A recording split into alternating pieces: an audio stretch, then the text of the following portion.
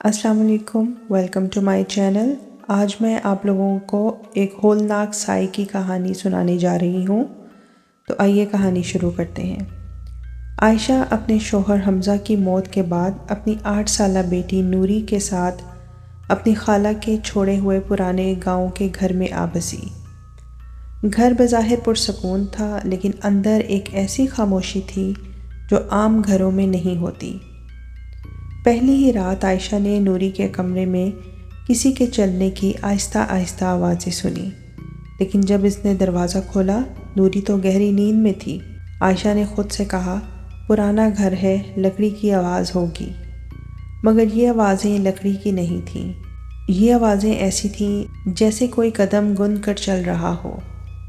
चंद दिनों में वाक़यात अजीब होते गए। सेहन में कोई चलता, किचन में बर्तन हिलते, रात को दरवाजे पे किसी के रुक जाने जैसी आवाज़ आती।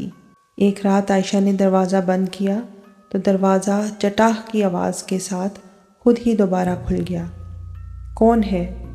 इसने हिम्मत करके पूछा। जवाब में सिर्फ एक ठंडी हवा का झोंका अंदर आया और दरवाज़ा आहिस्ता से दोबारा बंद हो गया।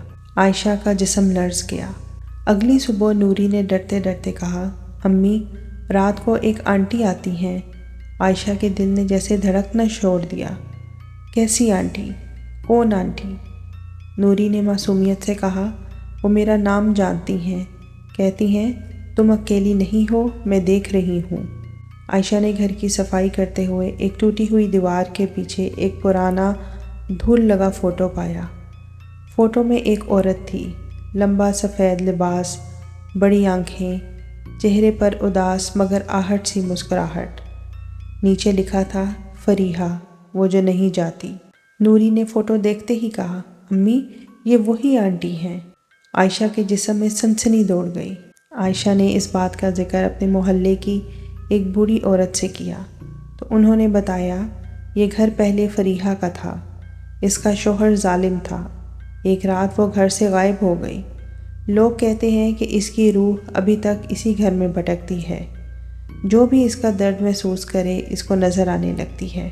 फरीहा की एक बेटी भी थी जो अपने माँ बाप के डर से इस घर में ही थी। न जाने वो कहाँ गायब हो गई। आयशा की टांगें कांप गईं। नूरी फरीहा को क्यों देख रही थी? क्योंकि नूरी डरती थी और फरीहा खौफ की आवाज़ सुन सकती थी। एक रात नूरी अचानक उठकर चलने लगी, आंखें आधी बंद, होंठों पर कुछ नामालूम अल्फाज।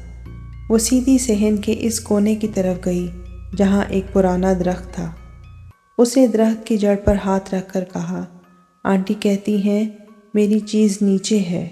आयशा ने इसे फ़ौरन रोककर पीछे खींचा। नूरी की आंखों में अजीब खला था, जैसे वो यहाँ हो ही ना। उसी वक्त दीवार पर एक लंबा औरत का साया हिलने लगा, पहले आहिस्ता फिर ज़ोर से। आयशा ने चीख कर कहा, मेरी बेटी से दूर रहो। साया रुक गया, फिर आहिस्ता आहिस्ता दरख्त की तरफ इशारा किया। आयशा ने नूरी को लिया और अपने कमरे में जाके दरवाज़ा बंद कर लिया।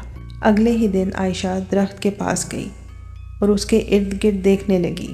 दरख्त की जड़ के पास उसे मिट्टी अंदर कुछ धंसी हुई नज़र आई। उसने मिट्टी खोदनी शुरू की। कुछ ही देर में इसे एक छोटा सा जंग लगा तवीज़ मिला। तवीज़ पर छोटी बच्ची का नाम लिखा था। बूढ़ी औरत की बात याद आ गई। फरीहा की एक छोटी बेटी थी जो एक दिन गायब हो गई थी, कभी नहीं मिली। आयशा को समझ आ गया, फरीहा की बेटी इसी दरख्त के नीचे मरी थी। वो तावीज़ इसकी निशानी था। फरीहा अपनी बच्ची की तलाश में भटकती थी। नूरी इसकी बेटी की उम्र की थी, इसीलिए फरीहा इसे अपनी बच्ची समझने लगी।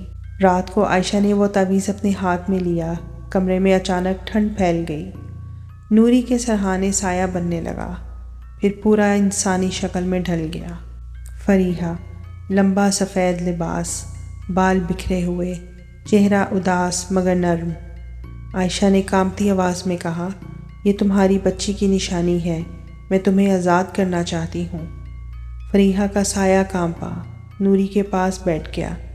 पहली बार इसका चेहरा वाज़ेह हुआ, ना खौफनाक ना बदसूरत, बल्कि एक टूटी हुई माँ का चेहरा। उसकी आंखों से आंसू नहीं, रोशनी के छोटे ज़र्रे निकले। उसने आहिस्ता से कहा, शुक्रिया, پھر اس کا جسم روشنی میں بدل کر ہوا میں تحلیل ہو گیا۔ کمرے کی ٹھنڈک ختم ہو گئی۔ پہلی بار گھر میں ایسے جیسے سکون اتر گیا۔ صبح ہوئی، نوری نے مسکرا کر کہا، امی آج رات وہ آنٹی نہیں آئیں۔ عائشہ نے آسمان کی طرف دیکھا۔ درخت کے قریب ہوا ہلکی سی خوشبو لے کر گزری، جیسے کسی ماں کی دعا ہو۔ اس دن کے بعد گھر میں کبھی کوئی سایہ نہیں آیا، کوئی دروازہ خود نہیں کھلا، کوئی قدم نہیں چلے۔ فریحہ آخرکار اپنی بچی سے مل کر آزاد ہو گئی تھی۔